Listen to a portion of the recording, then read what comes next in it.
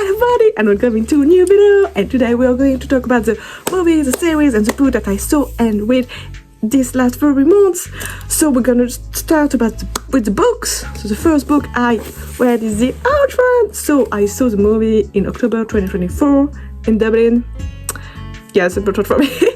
I know we don't care, but anyway. So and I really like it. I was like, oh, I'm going to buy the book, and I buy the book in Cork. Did I live in Ireland for a year? Maybe. So yeah, this movie is this book. So I prefer the movie to the book. The book is good, but too long. Like there is too much description about things that I don't really care. Maybe you will like it, maybe not. But it's basically the story of Amy, and she's in London, and she is a drunk addict. Like she drinks a lot of alcohol, and she tried to go out of it. She go in the center for drunk people, and she kind of succeed. And then she go back home in her Orkney Island where her parents live. So it's like Scotland Island in the north of Ireland. And she go back there and try to find herself, to who she is, what she wants to do. She do some small jobs, and she kind of exploring the island, and she kind of like it, because when she was a teenager she didn't like it. She felt kind of stuck into this island in the countryside. You know, when you're a teenager, you want to live in the city. This is why she go in London in the first place, and then she doesn't like London after 10 years living there. And she said to go back, and she loves the island, and I think she's gonna stay here. We don't know at the end what she's really gonna do. But I say that she found herself, and she's completely clean.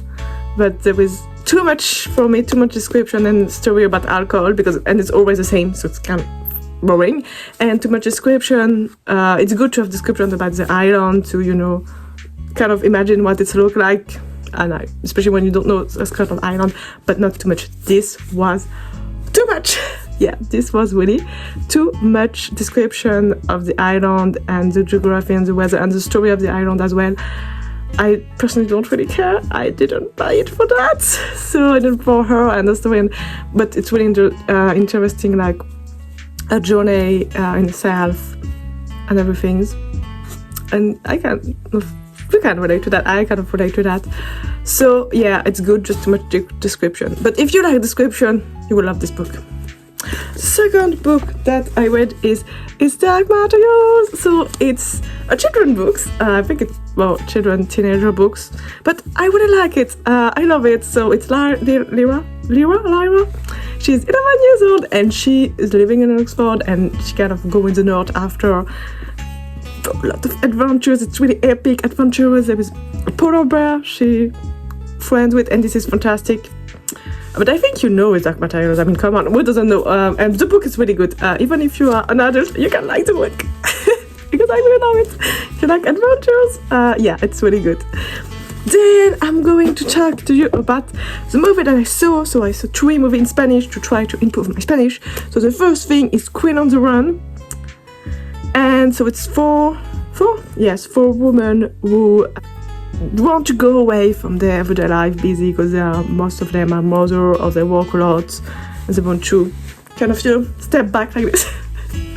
And they need holidays, so they go on holidays, go on trip that they always wanted to do. And the things they're gonna have, like, you know, they want kind of road trip, but also calm and quiet to get some rest, you know, like they go in a hostel, really comfortable hostel and everything, but they have a lot of things happen on the road that it was not previous, you know. So it's really kind of adventurous as well, you know. And then we have Dancing on Glass. It's a ballet movie about two girls. So they are in a ballet company. I like it because it's not teenager anymore, it's young adult in a ballet company. They're already in the ballet company, because most ballet movie, they are still at school, you know, in dance school, and like high school, you know, equivalent of high school. But here they are grown up, so that's good. That's adult. Wow, we love it. And so it's 2 girls. So one is kind of in company. It's been a few years she's there, and she got the main role in Giselle. So she's Giselle because they try to do Giselle wow, this is so original for you. This is so cliche. And there was like a new girl who arrived in the company. I think she's like 18, you know, and they kind of become really close and friends. And it's kind of cute, their friendship. It's sometimes a bit like weird and become kind of maybe toxic at some point, and weird things happen. I'm not gonna say it, but weird things happen. Drama, but not drama like drama. Not like the drama that you have in a ballet movie. More drama, like really dramatic, like bad things happen. Yeah, so it's a good movie. There was a cliche of ballet, but sometimes there was just things more. So yeah. Then we have How to Get Over a Breakup 1 and 2. So it's a woman who, I think you get it. I think you get it in the title. She tried to get over a breakup with a boyfriend she was for a lot of years, and she has a friend, and the friends are really funny. This is a really funny movie. Like the first one is really funny because yeah, she tried to get over a breakup and heal from it, and the second one she lost her dad. It's really more like drama movie. You know, you have comedy, first one, second one more still comedy. There's still kind of funny things, and then the French movie, The New Adventure of Cinderella. So it's kind of Cinderella, but new way of Cinderella, kind of more modern way Cinderella, and really funny. This is so funny. If you want to laugh, watch this movie. And there was a lot of good French actors on this movie. So then I saw The Ties That Bind Us. It's another French movie. There was like 2 apartments. One apartment, there was a family. So like mom, dad, and the boy was like 5 years old. And other apartment, there was and the woman's apartment. And it's really important.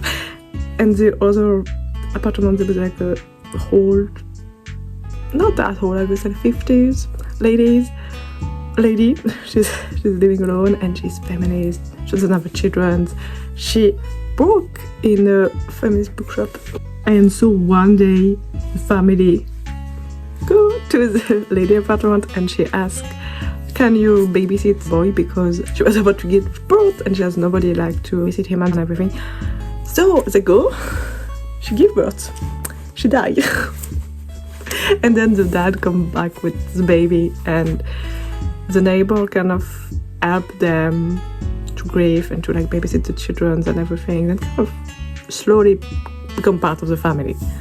And that's really beautiful and sad, but it's talk about family and like a new way of being a family, and I don't know, I really like it, and the actors are really good. And then we have Cut Off Chimes. So it's like there is 2 centuries. So nowadays there is like a family who meets because they discover that they didn't know each other. So it's a big extended family, but they meet because they have an heritage of a old house in the French countryside. So they go into that house, and they saw a lot of pictures and everything of people who were living there in the 20th century, so before us.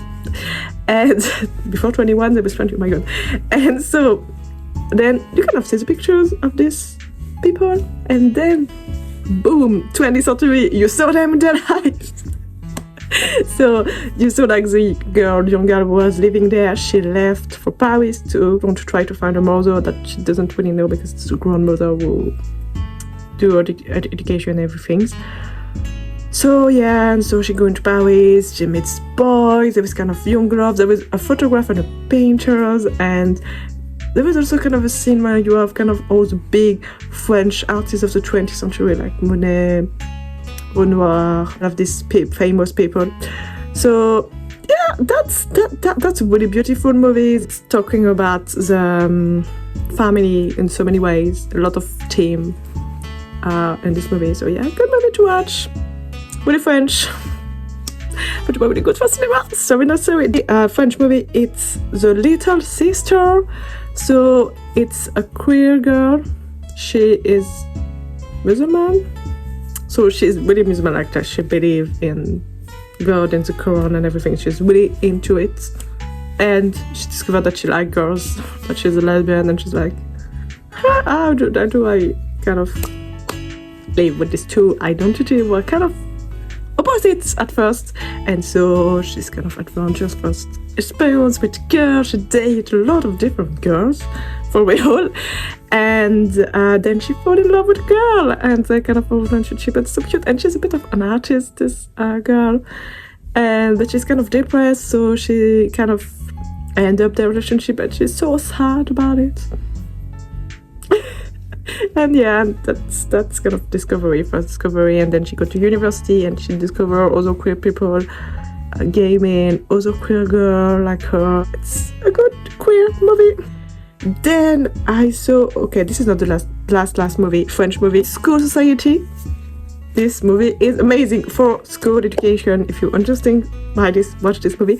So it's a teacher, she come into like a new middle school, and so okay, this is really French, because so the teacher kind of decided to not work anymore, to do la grève.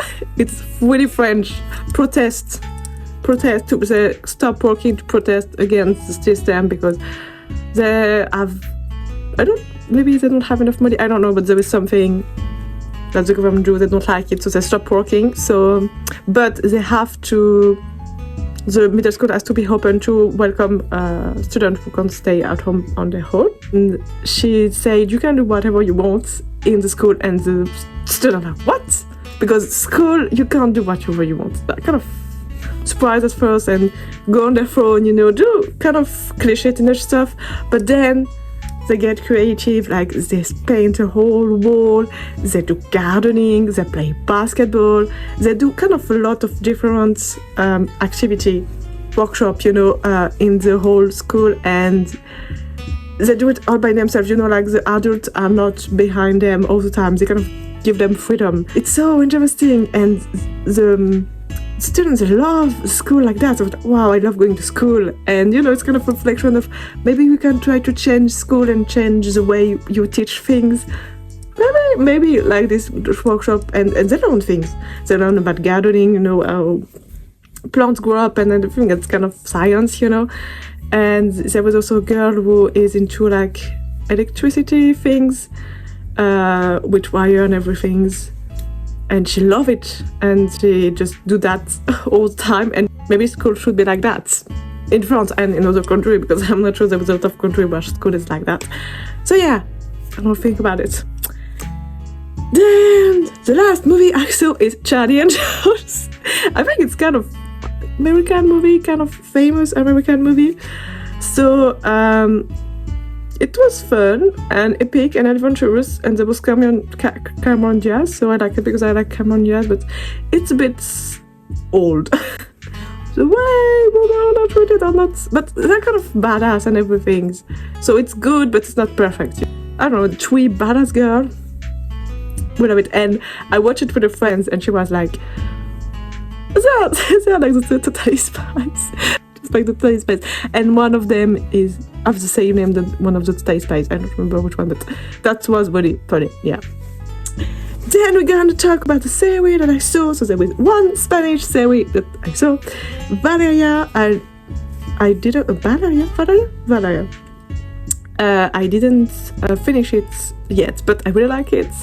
I'm at the season 3, so it's the story of 4 women who work. They're in their 30s. They work. It's their life, everyday life, like their jobs, their love story, their sex story. Is a lot of sex, and talk a lot about it. We saw them having sex a lot in, I think, almost every episode, but that's refreshing, because there's not a lot of series we talk about sex like this. So I really like it for that. And yeah, and there was one lesbian. Whoop, whoop, whoop, yeah. In case you don't know, I'm queer, so I was happy. And yeah, it's a bit like Bridget, but yeah, she's not a cliche lesbian. So that's good. That's refreshing as well. She's not cliche at all. You could think that she's straight, so. Then I saw the season 4 of Bridgerton. Bridgerton, okay. sorry, but I really like it. So it's Benedict. I love Benedict. I think it's one of my favorite Bridgerton character, Bridgerton children, because he's queer and he's kind of artist to Spain. You have this sensibility, you know. And I think I am kind of. We have the same personality, you know. Like, I think the one Bridgerton I would more look like would be him. So, I don't know, I like him, and I like the series, the season, and the story, and I knew that they were gonna end up together. Of course, even if she is a maid, but her dad is a witch man, so she's half a maid, half not. So, of course, they're gonna end up together. It was sure, you know, and with happy ending, because they always end up like that. Always, which is, you know, it's the fourth season, but also. It was a bit dark like this season because there was the death of spoiler alert. So Francesca lost her husband, Kilmartin Martin. I don't remember. John Kilmartin Martin. And it's so sad. It's just like wow, drama, you know, because it's kind of more like comedy, you know, and kind of funny, you know. Sorry, but wow, this is dramatic. Just like that, you know, just like what? I was like wow. But it's good as well, you know. It's talk about grief and everything. Yeah, so it's sad, but it's sad. And also, I was disappointed for one thing, because I'm talking about Francesca. So, at the end of season 3, yeah, you were gonna have a look between Francesca and the cousin of John, so Miss Kilmartin. That maybe something gonna happen between these two girls, but maybe Francesca is not, you know. But for me, nothing really happened. They became friends, and then they shared a grief together because they would love him, both of them. But nothing really happened. There was no kiss, there was no hug, there was not even a look. I don't know. I was disappointed, okay, by that. Yeah. Then last, I think it's the first time. Okay. So I'm so excited. So I'm excited. So it's the Night of the Seven Kingdoms. The Night of the Seven Kingdoms. So it's a spin-off of Game of Thrones. It's kind of, we're beginning to have, because we have 3 seasons of Game of Thrones. It's kind of Game of Thrones cinematic universe. Kind of, because we have House of the Dragon, we have Game of Thrones. And now Night of the Seven Kingdoms. And there is gonna have a spin-off. So, yeah. I love it. It's kind of different from it's less drama, it's more comedy, there was funny things, there was a lot of jokes about poo-poo. It's still funny. Yeah, you think, no, it's just for 3 years old. No, you will still laugh even if you are 27. So, yeah, I don't know. I like this night with kind of introvert and shy. And I'm kind of the same, you know, just like, I'm scared to talk to my phone. Yeah, so, and this boy, Eggs, he's so cute. I love him. I was surprised when he said he was a Targaryen. I was like, what? Kind of twist of the season. But I was sad because the episodes are only half an hour. You know, Game of Thrones is like 50 minutes an hour of episode. Short. I wanted more, but we could have 2 more seasons. Yeah, I might rewatch the first season, you know. It's kind of good. It's drama as well. There's of course there was story between the houses and the Targaryen again, you know, because House of the Dragon is Targaryen. But I love the Targaryen because I was happy about that. So yeah. Of course, you have kind of kingdom story and everything because it's Game of Thrones. So go watch it. It's funny. It's good. It's short. It's, you know, yeah. Anyway, I hope you like this video. It's over. If you like the video, put a thumbs up, subscribe to the channel down there, and yeah, and see you soon in another video.